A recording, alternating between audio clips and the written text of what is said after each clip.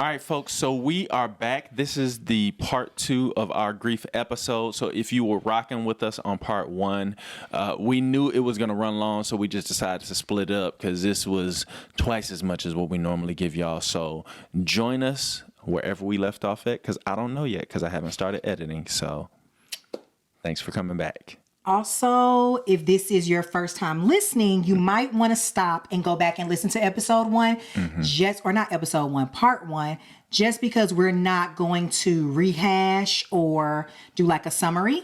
So unless he gets creative in post-editing, post-production. So just pause here. Go back and listen to part 1 of the episode so you can get a little bit of some background before you listen to this episode. And once again, this is an episode on grief. Trigger warning. If you're not ready for this, pause it. Come back later when you've got the bandwidth to listen to an episode dealing with grief and all things related. Yep. All right. Love Thanks y'all. for being here. Peace.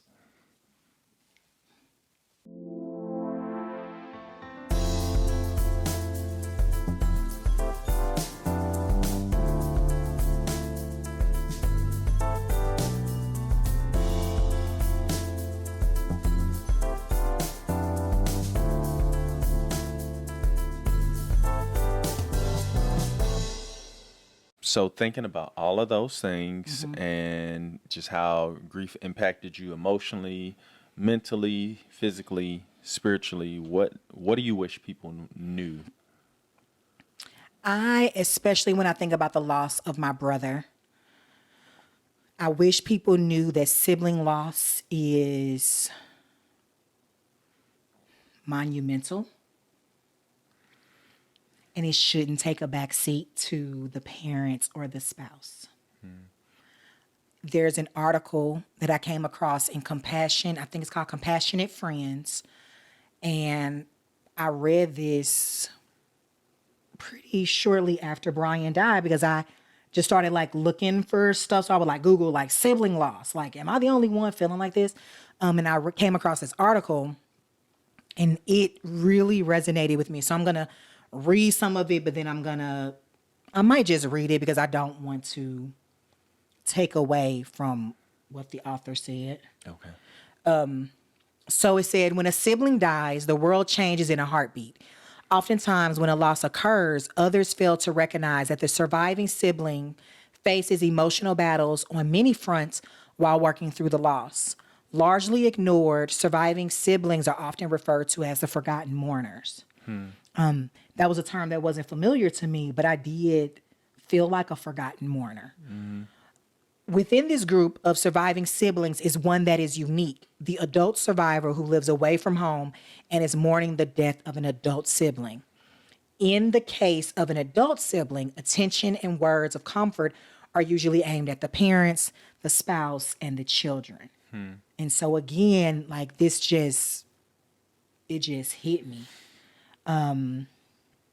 And I think, especially when I think about sibling loss, not only did I lose my brother, but in a sense, I feel like I lost my parents.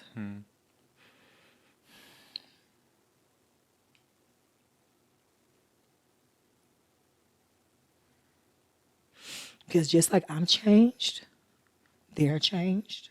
There's their baby boy. And I saw my dad grieve the loss of his son. I see my mom grieve the loss of her son.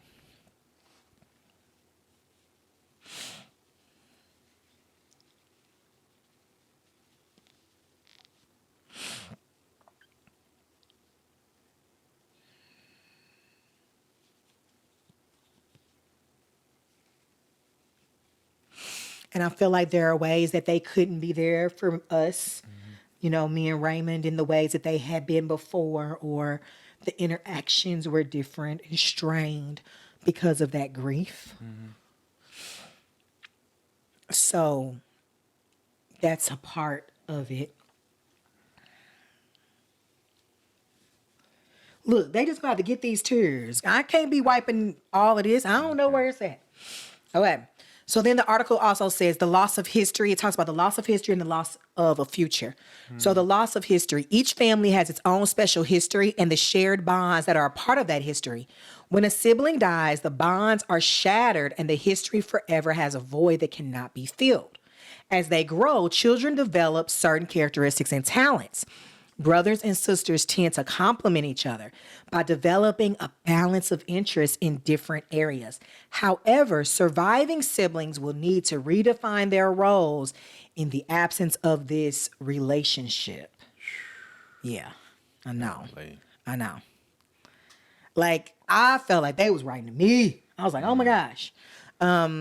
Especially when I think about the loss of history. So the thing that sticks out to me the most for me losing Brian is, especially when I think about us as adults, ain't nobody else, daddy and mama's child, that was at that church with me. It was just us. We was the only kids at the church as adults serving in ministry. Daddy saying stuff and we looking at each other across the church. You know, we sat on two opposite sides of the church. Or texting during the service about something. You used to be like, what are you doing? Like, what are y'all doing? Like, because you in the pulpit looking at me and Brian like, I know y'all up to something. Or like just little things like seeing Brian get up and start walking up to the pulpit to get on the drums. Like, he trying to cue Daddy to end this sermon. Oh, my goodness. Or him texting me like, I'm about to go on up there. Like, he just, I mean, there are so many experiences that me and him shared that no one else has the experience of it being from. Those are the pastor's kids as adults who love their parents, who are laughing hilariously at this moment that no one else is in on.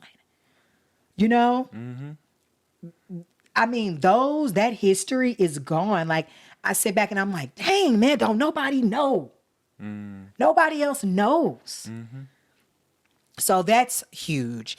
And then the loss of a future. So the article says, when a sibling dies, all future special occasions will forever be changed.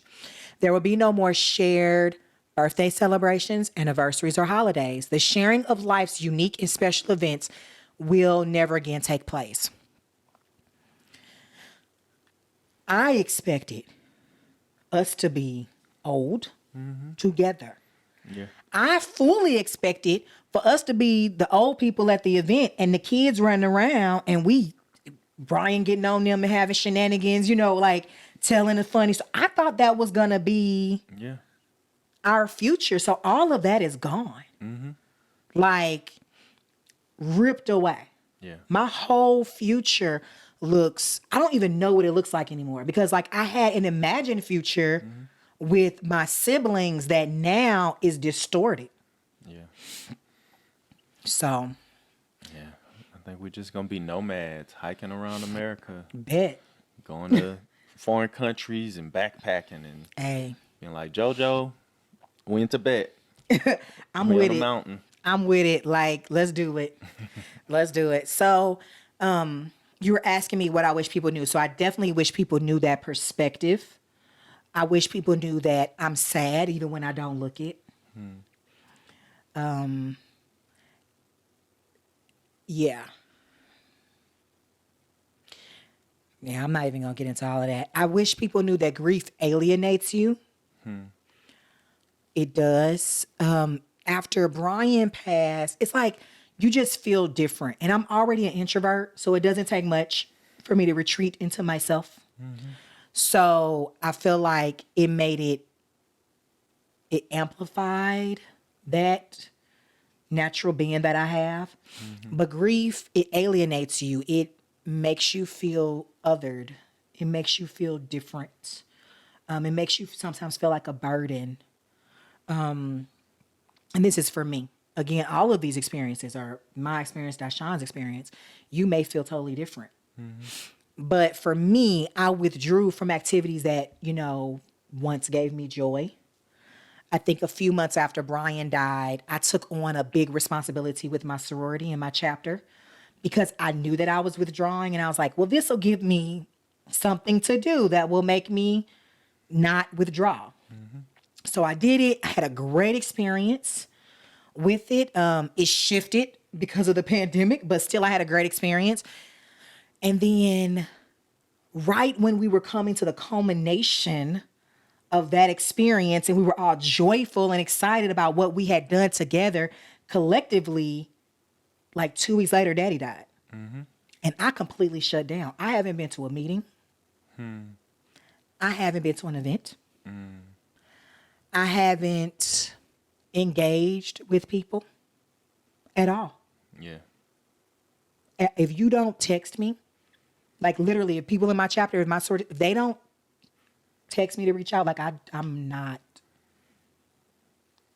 It once brought me joy, but now I just, not that I'm not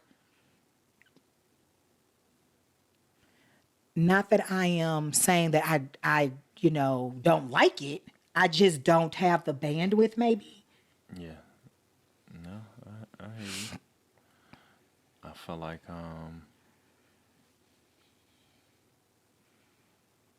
I know that used to be a very important part of your life. All of my love, my peace and happiness. Okay, go ahead. Yeah, but I just I don't think I really noticed as much that after Pop's passing you just kind of fell back. Like I thought it was just kind of like, different priorities, starting the job and this and the other. So I don't think I really paid attention to that because I guess it happened before you started the job. It happened a year before. Happened almost a year before. Yeah. Yeah. So, I mean, I just feel like I'm forever changed. I will never be the person that I was before. And you kind of talked about this before when you were talking about like you live more robustly now, like you do more and you even if things aren't perfectly aligned, like you still go for it. And I feel like for me, I grew up with that KJV version of the Bible in James where it says life is but a vapor. What is your life? It's a vapor. And my dad used to always get whenever he preached it, he would get the air freshener and be like, shh, that's your life. You looked in the mirror, you walked away, you forgot what you look like. That's your life, but it doesn't hit until somebody close to you dies. Then it's like, dang, that's my life. Yeah. It's the truth. 30 years is short. My daddy died at 62. That is nothing. Yeah. That is not no long time when you think about the span of the universe. And like I looked up James 4:14. I want to read it in the Message. It says, and now I have a word for you who brashly announced today, at the latest tomorrow, we're off to such and such city for the year. We're going to start a business and make a lot of money. You don't know the first thing about tomorrow. You're nothing but a wisp of fog, catching a brief bit of sun before disappearing. Instead, make it a habit to say, if the master wills it and we're still alive, we'll do this or that. The old saints used to say, Lord willing, Lord willing, I'm going to do. Like, I feel like that's my mentality now. I'm very much so, like when I hug my son, when I pray for him in the morning and I give him that hug and kiss, I look at him go to the car. Like sometimes you'll be like, I got it. You'll close the door and I will open that door back up and I will watch him walk down the path because tomorrow is not promised. Yeah. I mean, I think I willingly check on him now before bed. Notice I said willingly. I know. Back when he was little, he'd be like, go check on him. He sleep. He fine. But Come now here, it's girl. just like, just want to make sure that I get that last hug, that last kiss. Because you never know which one is going to be the last. Yeah. And it's not even a morbid sense. Like once I say goodbye, I'm like, oh my gosh, what if? It's just like, I want this moment to last. I want to savor this smile. Like, I think was it last night? I think it was last night because he fell asleep really fast. But when I was giving him a hug and I was about to walk out of his room, he was like, I'm never letting go. That was so precious. I could have been like, boy, let go to sleep, but I just let him, I stood there for a beat longer. Let him get that hug in. I like to relish in those things now. Yeah. A funny thing that you mentioned, you were talking about your involvement with your organization, and how, you, I guess, invested yourself into something after losing Brian, and then it kind of fell off when Pops passed. I guess in a similar way, when Brian passed, I had joined an organization that he was the president of, and we had our little, I guess, our retreat. And Yeah. we had that flash in the pan. We're all going to get together and do better because He would want this. he would want this. Yeah. Brian was the glue, and he was holding it together. And when I joined the organization, I didn't realize how much it was not together as much as what I thought it was, as much as I had seen in years past. And even as I made that commitment at that retreat, in the back of my mind, I'm like, I'm not going to hold this up. And it wasn't even intentional. It wasn't like I'm going to disrespect his legacy or anything like that. But I feel like there was part of me that was like, these other things are of higher priority. And so I am not going to keep pouring myself out into a bucket with no bottom in it. Oh, wow. And sometimes when we are doing things that we feel like we're doing because of that person's legacy, sometimes you have to stop and take inventory and say, like, really, I'm doing this because this person would have wanted, or when this person was alive. But is this thing giving me what I need for right now? Is there a different way that I can honor this person that will also bring value into my life that God has given me to still live? Yeah, because sometimes we can diminish somebody's legacy by Yes. trying to honor it, but we're really not committed to that thing. Absolutely. Hey, sometimes we just in that season of financial but not physically active. It is what it is. It's life. Life ebbs and flows. It is what it is. And when we have been through what we've been through, I make no apologies. Hey, somebody else gonna have to pick up the slack right now. I ain't got it. Like Daddy say, my get up and go, then got up and went. Yeah. Yep. So when we think about the early days of grief, often those are called like the acute grief, like those really early days, as in like the weeks, the days and the weeks, maybe a couple of months, or maybe even just like the month. I don't know. I'm sure there's not a hard defined line, because honestly, I feel like I'm still very much 2.5 years past losing my brother in an early day of grief. Just a year. We just hit a year a few days ago with my daddy. I am in the early stages of grief, but maybe not that acute, sharp grief. But in those days, what do you feel like was the most helpful for you, or that you felt like was the most helpful for our family as we were dealing with grief?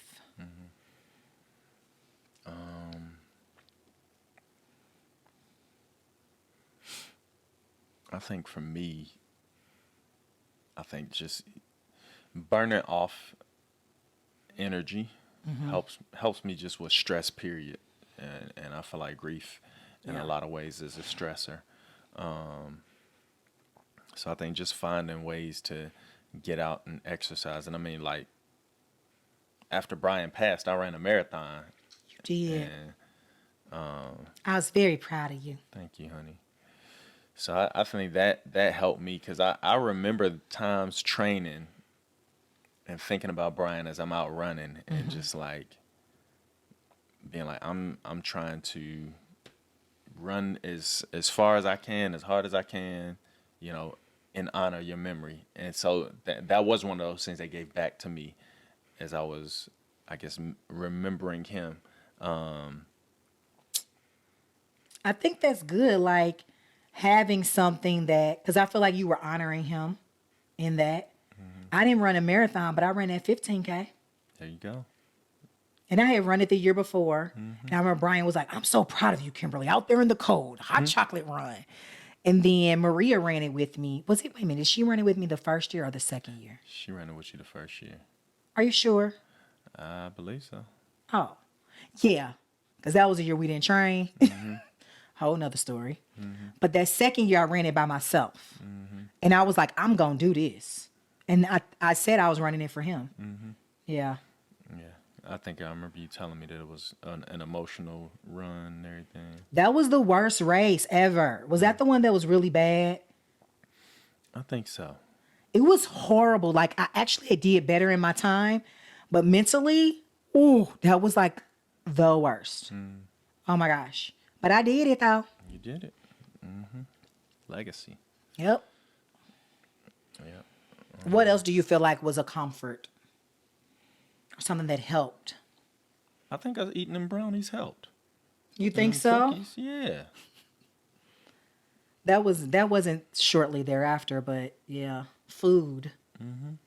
Man, like, when people are experiencing grief, like people show up with chicken, and I always didn't like it when people, and I know people grieving, but when people would like bring chicken and then somebody in the family like, oh, they always bring all this chicken over here. I'm like, dude, shut up. Like, to me, that's how I feel.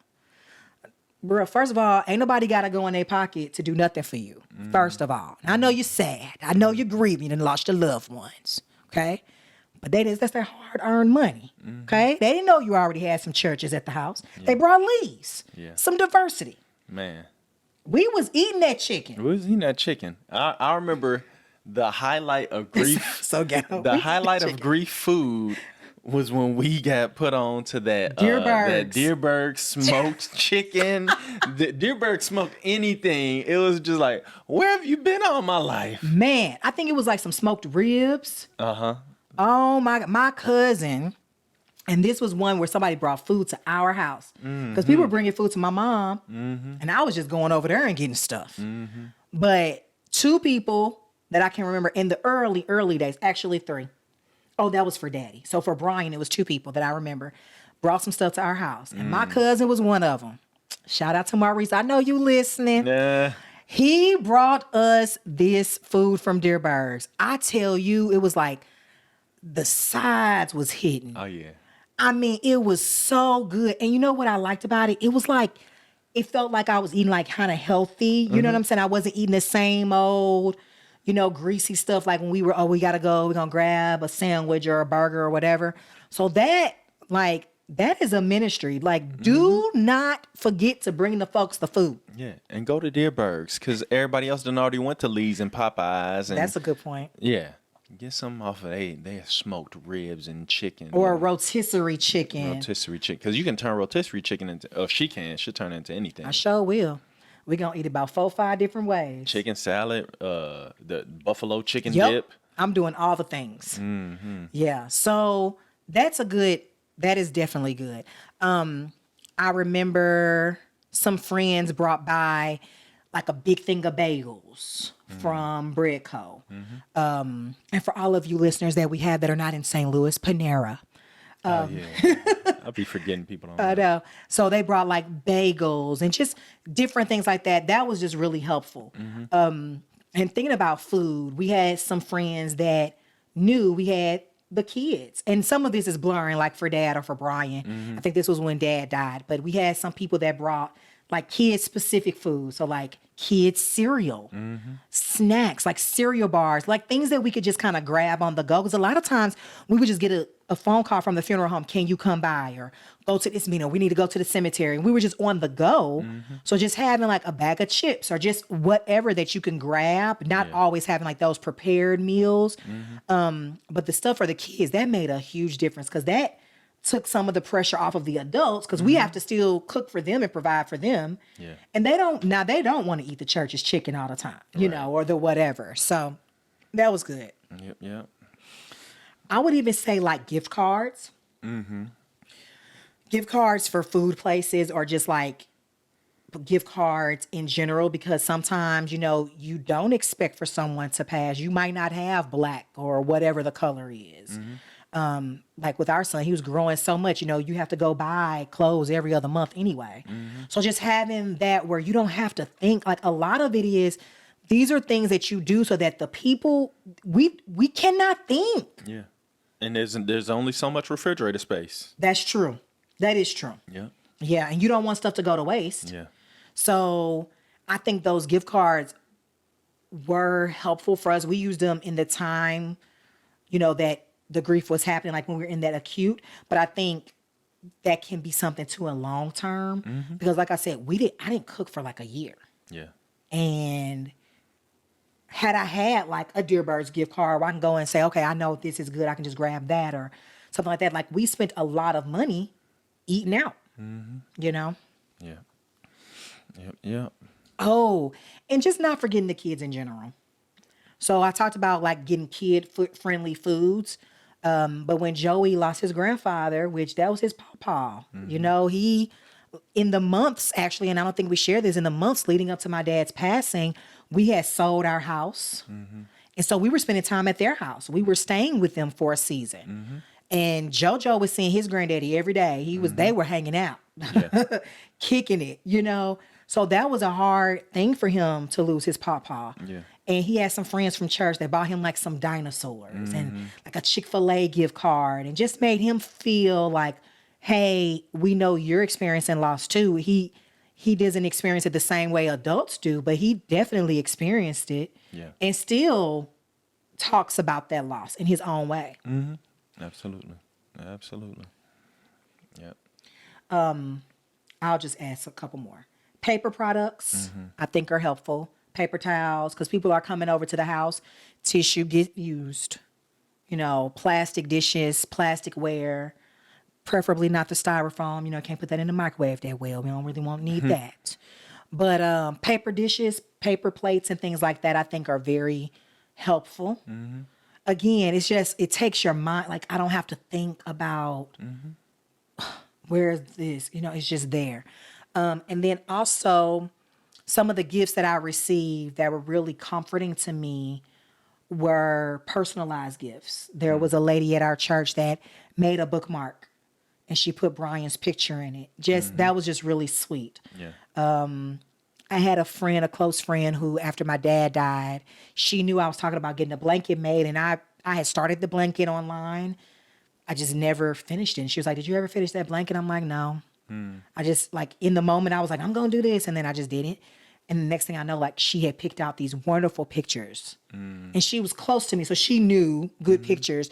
And she put them all on this blanket. And another friend gave me a nice warm blanket with a nice quote on it. Just different things like that were intentional. And then I was going to share this later, but I'll even say this book, I wasn't ready to say goodbye. Your sister gave me this. And this book has been like my grief Bible. Yeah. Yeah, like it's marked up and, you know, I mean, this book has really been helpful.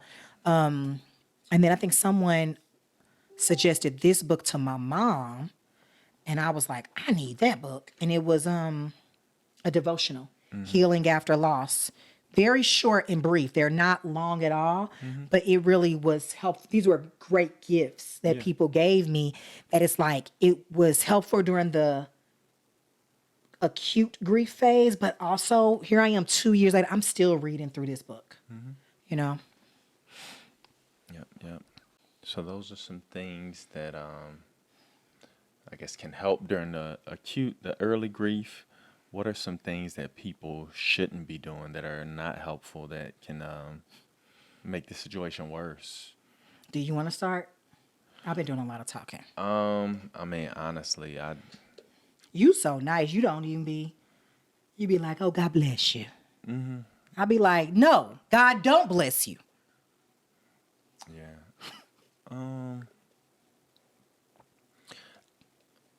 Yeah, I don't know. I think sometimes people can be awkward instead of just coming out and saying, like say for instance, there's somebody you haven't talked to in a while, and they may have heard second, third hand about the loss.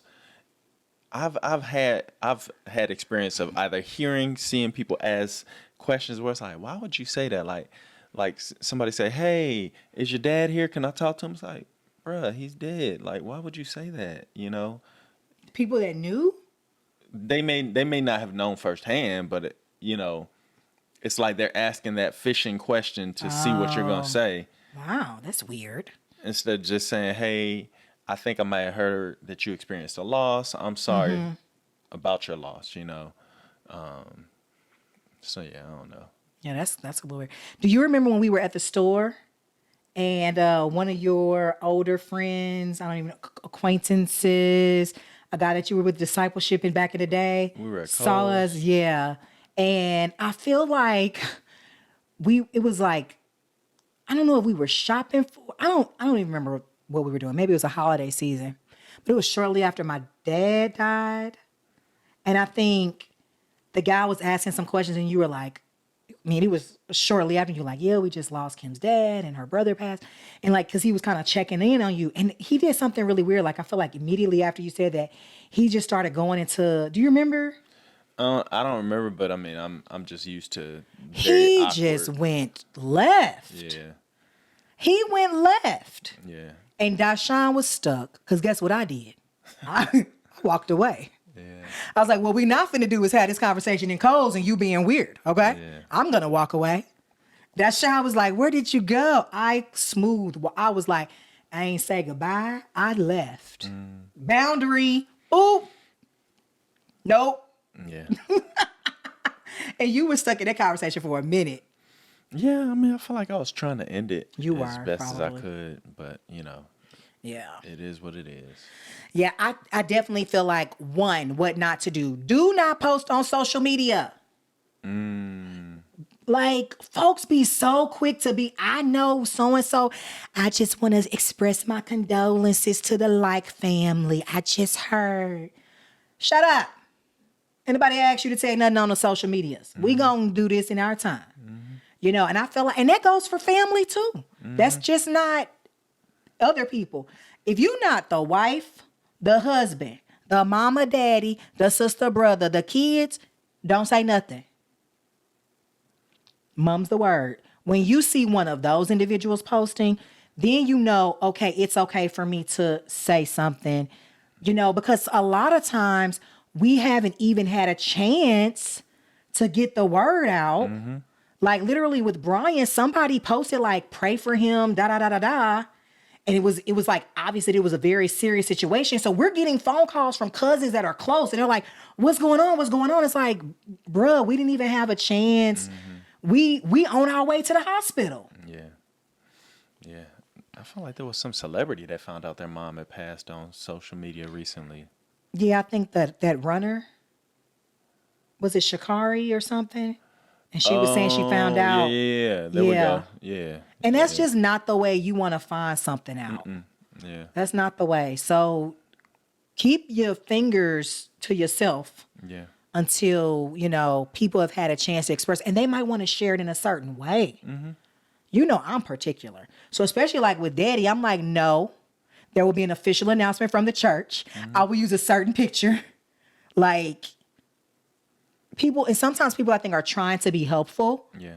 And we understand that, but in your trying to be helpful, you're actually harming the family. Yeah. And I remember specifically when I was in college, being in campus ministry, and a guy who attended the same campus ministry that I used to go to, he had lost a family member, and he was from either Ethiopia or Eritrea. And one of the guys in campus ministry found out, and he said, Ephraim lost a family member. He doesn't know yet. We want to go and be there with him when he finds out, to buttress, to support, to hold up. Because, I mean, sometimes we could send somebody a text, and it's like, who wants to hear about a loss through text message? Like, you never know what mental space somebody is in before they heard, let alone what space they'll be in after. So being able to be there when that type of news is conveyed is far more important than just conveying the news. Like, I would rather know when somebody can support me than, Yeah. and granted, you know, extenuating circumstances, if you can't be there with somebody, okay, yeah, maybe call instead of trying to be there. But if you got it in your ability, try and support people. And offer grace to the family as they're trying to get the word out. You know, it ain't personal. Like nobody's personal. I'm not going to tell cousin such and such that her cousin, like, no. You know, we're trying to get the word out. It's difficult. I would say offer grace even in that, because there were people that we texted that, you know, I remember being mad at you about sending a text to somebody. And I was like, what the text saying? You showed it to me. I was like, oh, that was a horrible text. That person is going to flip out. And that person texted me and was like, Kim, I just got this text and I don't know this number. What's going on? And I'm like, crap. Like, you know, I do not remember that. but that's where that grace is coming in because you just lost your father-in-law. And so you're trying, you know what I'm saying? Like in that moment, you were doing the best you could after experience a grief just an hour earlier. You know what I'm saying? I So think I know who you're talking about. we have to ask those people, hey, can you be gracious with me? I may not have communicated it the best way. I am struggling and I don't want you to find out on social media. So the best I can do is to send a text, or the best I can do is to record a voice memo or whatever. You know what I'm saying? Yeah. What not to do? I would say, don't say, if there's anything I can do, let me know. I'm not going to let you know. If I have to think about it, and if I have to figure out what to, I barely have enough energy to take a bath, to feed my child. I'm not going to sit here and think of, well, how can so-and-so support me? You know, I was looking at, there was someone in my life that I was like, oh, it's their birthday. Let me shoot them a text.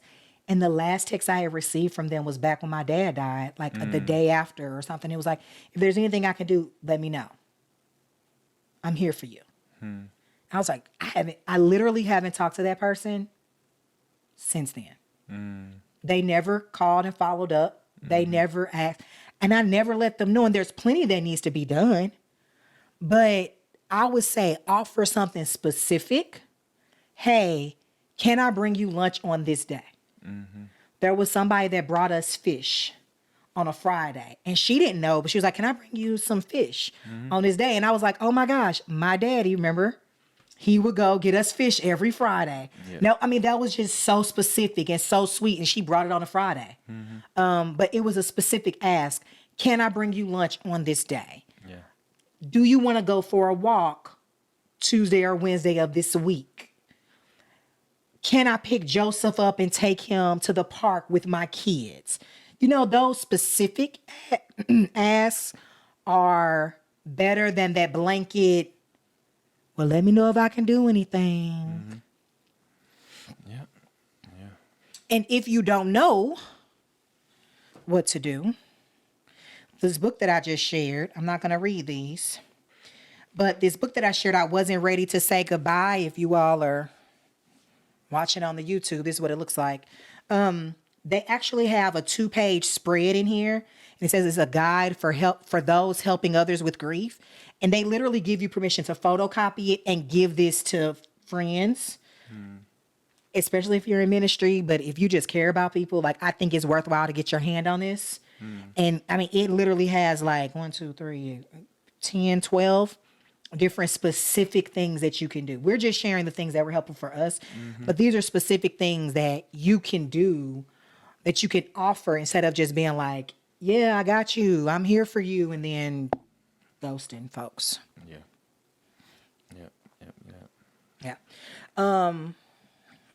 What not to do. I feel like it's hard to say this one because you don't want to, you understand that people don't know what to say, right? And so this is what I'm going to say. Sometimes it's okay to just like Google, like, what to say to someone who's grieving. Just look it up. Because some people say some stupid, hurtful stuff. And it's like, did you mean that? Were you just like having a moment? But like, there were some things that were said. I feel like, one, especially like if you're in ministry, it's not the time to start talking about people's religious beliefs. Like, in the sense of, I'm talking about like tertiary, secondary, non-essential, you know what I'm saying?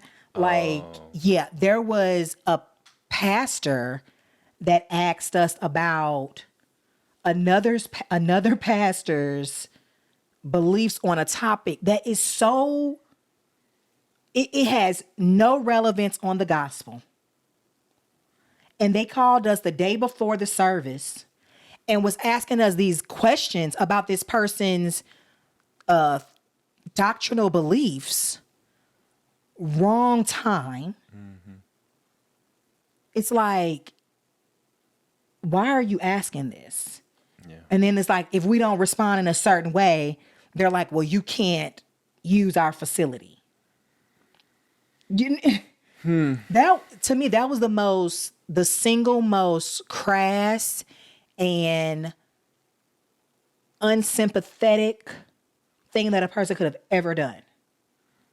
I was at the point, I was like, Daddy, just lie. Just tell him, just tell him what he want to hear. We gonna have this service. That's what we gonna do. You know, it was horrible. Yeah, I think people just need to know what hills. Well, I don't want to say that phrase, but what battles to pick in the midst of supporting people who are grieving. It's like, Yeah. doctrine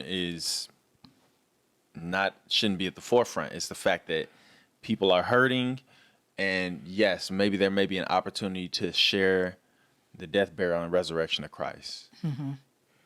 Other than that, I mean, everything else is just. I don't need to know if he was baptized in Jesus' name or the Father, Son, and the Holy Ghost. Like, it was one of you know what I'm saying? Like, that's not. Yeah. We're not here for that right now. Yeah. I think that.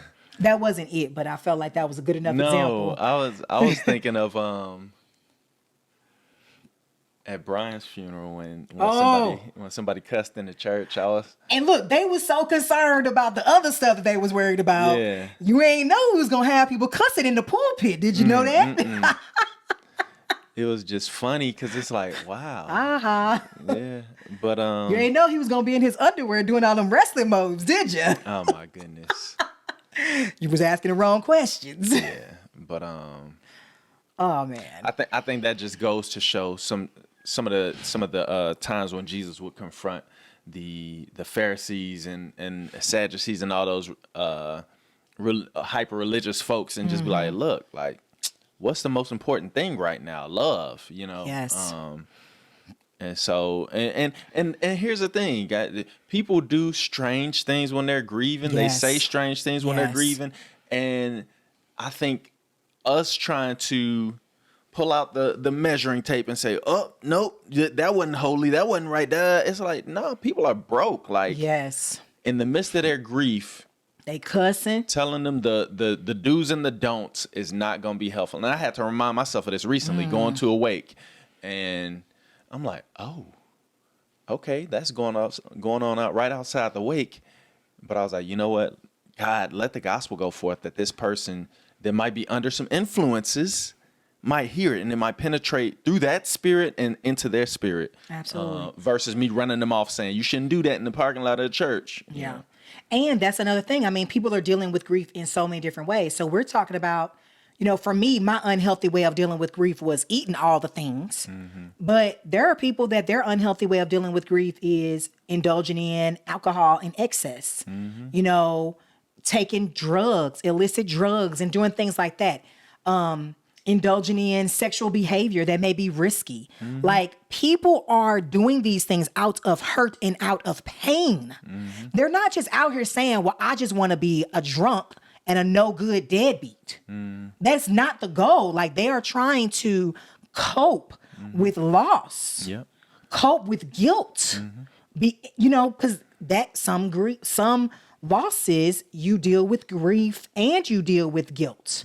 So people are trying to cope, and it's like, what they don't need is you coming behind them wagging a finger, telling them whatever, like, point them to resources, give them hope, give them love, and be there. Yeah. Yep. Yep. And then, like, especially for people that die young, like with my brother, like, you don't want to, I would say what not to do is talk about all the things that didn't happen in their life.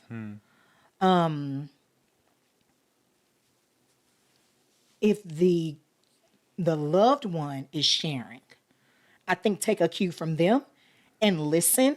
And I would just say, just listen and don't even, you know, feed, like, don't add your own. Yeah, because if, you know, and they say these things, and it's like, I mean, people have said some things that are just, you sit back and you be like, oh, what? Yeah. You know? So, Yeah. and then when you are doing something for people I would say don't expect for that person to always be in the mood to like entertain. You know, there are some people that experience grief and they want people constantly around. And then there are some that it's like, thank you for dropping off the food, but I really didn't want to sit there and eat it with you.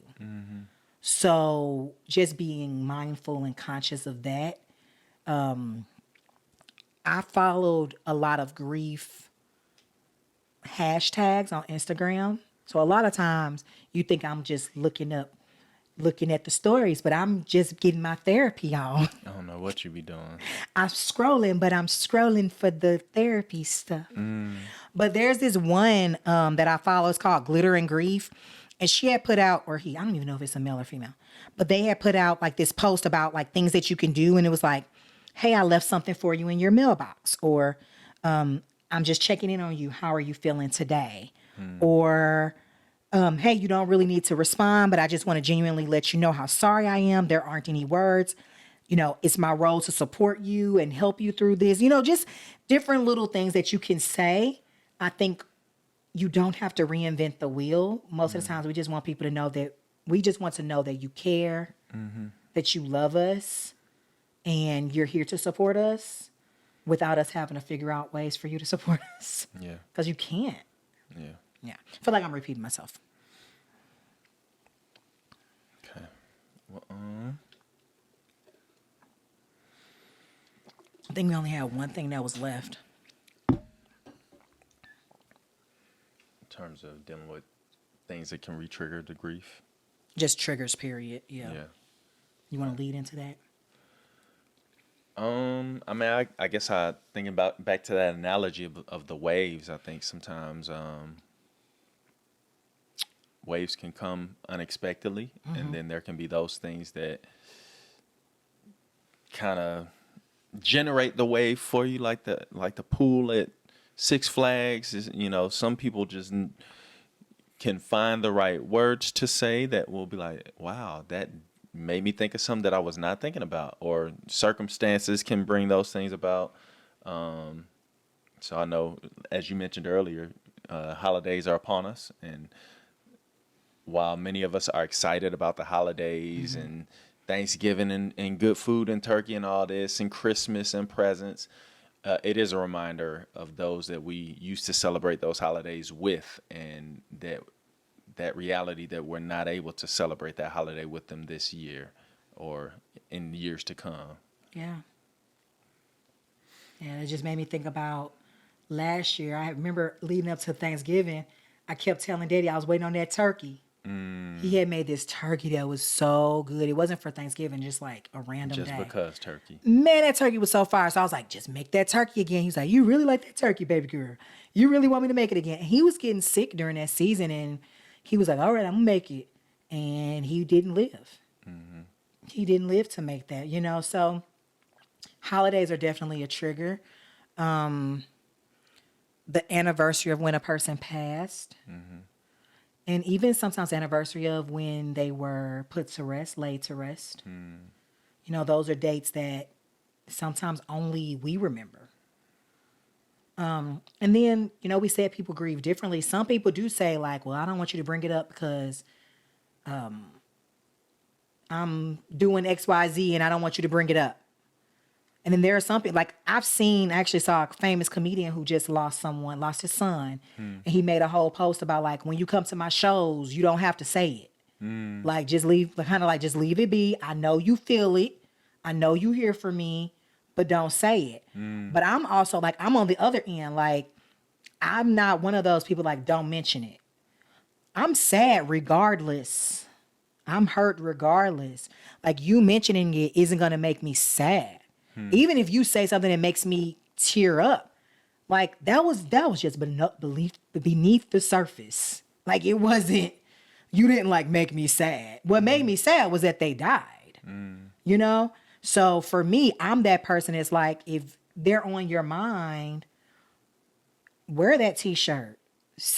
Remind me, you know, Brian used to play the drums real good on this song. You know, your dad used to say this all the time. Like that makes me feel better.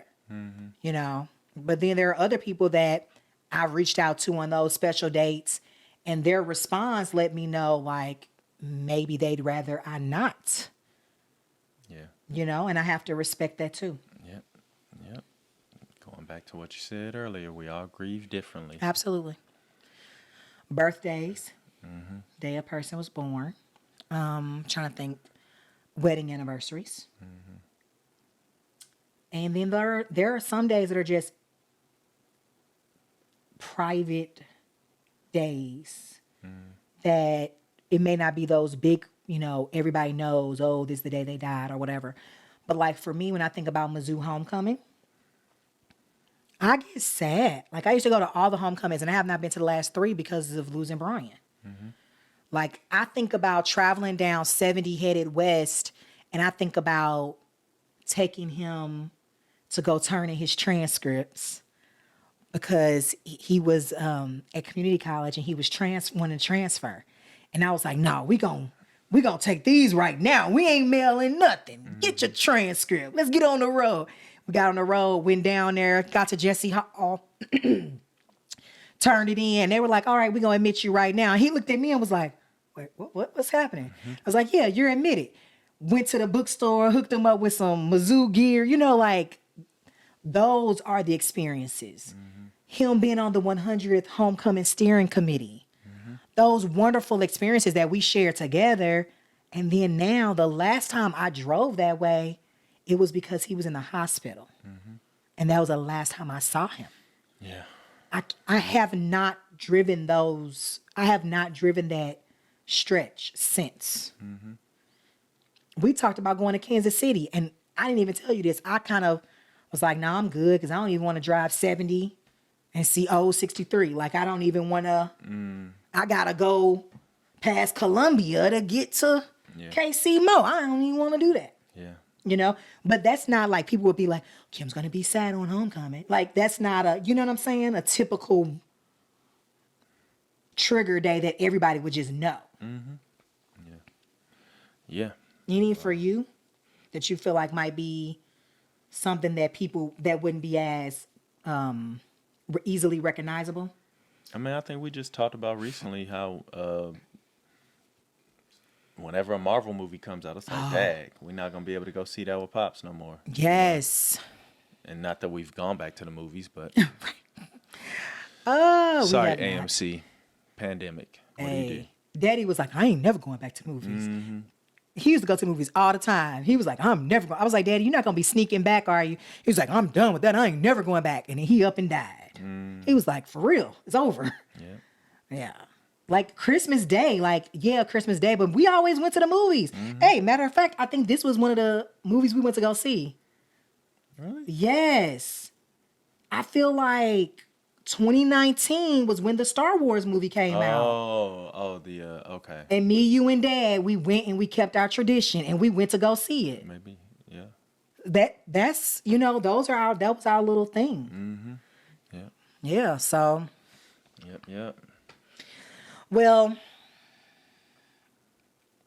I have been managing my grief with a lot of reading. That's been helpful to me. I also went through this course called GriefShare. I'm not sure if people are familiar. I want to say it's griefshare.org. Might be .com. But, it is .org. It's on the back of this book. But it's like 12 weeks, I want to say. And that was really helpful because I think sometimes getting support, you need to get support from people that are grieving. Like that can be the best support that you can get.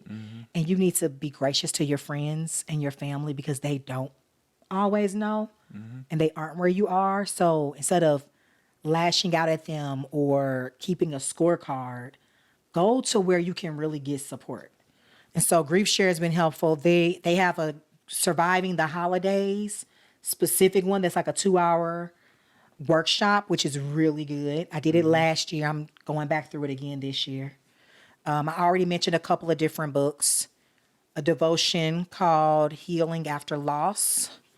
It's by Martha Hickman. They're very short and to the point, but they're very helpful. You can just pick and choose. I wasn't ready to say goodbye, surviving, coping, and healing after the sudden death of a loved one. And even if it's not a sudden death, there's just still a lot of good tips in here about planning a service or, supporting different cultures and beliefs, different myths that people have, getting over quote unquote grief. You know, don't ever tell somebody it's time to move on. So those are a few things that I found helpful if you're on social media following hashtags. So I actually follow the hashtag grief and sibling loss. And so I really, truly do scroll through and get a lot of help and support. And it just makes me feel like I'm not by myself. Someday, you know, I don't want to necessarily talk about it or post about it, but when those different people post and they have like pages that are dedicated to grief, it's comforting for me. That's good. Yep. And grief counseling. Grief counseling. Yeah. That's been great because it's like I get that one-on-one attention and I'm able to share my experiences for how I related to that individual. So it's not about me, the daughter, supporting my mother, me, the sister-in-law, supporting the spouse, me, the sister, supporting the brother. It's me supporting myself and getting healthy for myself so that I can also be healthy for my husband and my child and what God has called me to do. Yeah. Therapy definitely is helpful. I know I was seeing one therapist when Brian passed, and I'm not sure how long after Dad passed that I started seeing the guy I'm currently seeing, but it's just good just to be able to talk with somebody that don't know you. And you can tell them everything, because sometimes you got to pull punches when you're talking to other friends or family members, and you like, well, I want to say how our mutual friend or our mutual family member ticked me off, or they said this, or they did that, or they did me wrong. It's like, you can't say all that to some folks because you don't want to get back to them. Or in therapy, they get paid to be confidential. So Yes. And sometimes, like when you're dealing with a loss, you know, people, when we watch those like movies, like the Black family funeral, and then you see everything goes crazy and it's like a lot of infighting, and then the big mama comes and say, baby, we just gotta all get together and love each other. That kind of stuff be happening for real. Like we've had some things going on in our family over the past couple years, plus since Brian's died and my dad has died, that have been some doozies, and people don't know. And so y'all see we got it together. We're serving. We love people. We're doing it. Y'all don't know what we are going through it. Losing sleep. Like it's some legit stuff. And had it not been for therapy, licensed clinical professional therapist, some of it, I don't know how I would have survived, you know? yeah, So plug for Jesus in therapy. there we go. All right. Well, I know this has been a heavy couple of episodes / 3 episodes. I'm not sure how many episodes Dishon is going to break this into. I think we're going to keep it at 2. 2 episodes? Yeah. Yeah, so this has been a heavy couple of episodes. But again, we really hope that I'm going to be honest, like this has been helpful for me. So if y'all don't listen, it was good for me to get this out, just share it. But I do hope that it's helpful for somebody that's either on one side or the other of grief and loss. Hopefully, if it only reaches one person, then it's done what it's sent to do. Yeah. Yep. So thank y'all for listening. Thank y'all for joining us on this journey. Happy Thanksgiving if we don't see you before then. Yeah. And at the Good and Well Soul podcast, our prayer is that all may go well with you and that you may be in good health as it goes well with your soul. See y'all next time. Prosper. All the people that affiliate with me are thriving. What you talking about?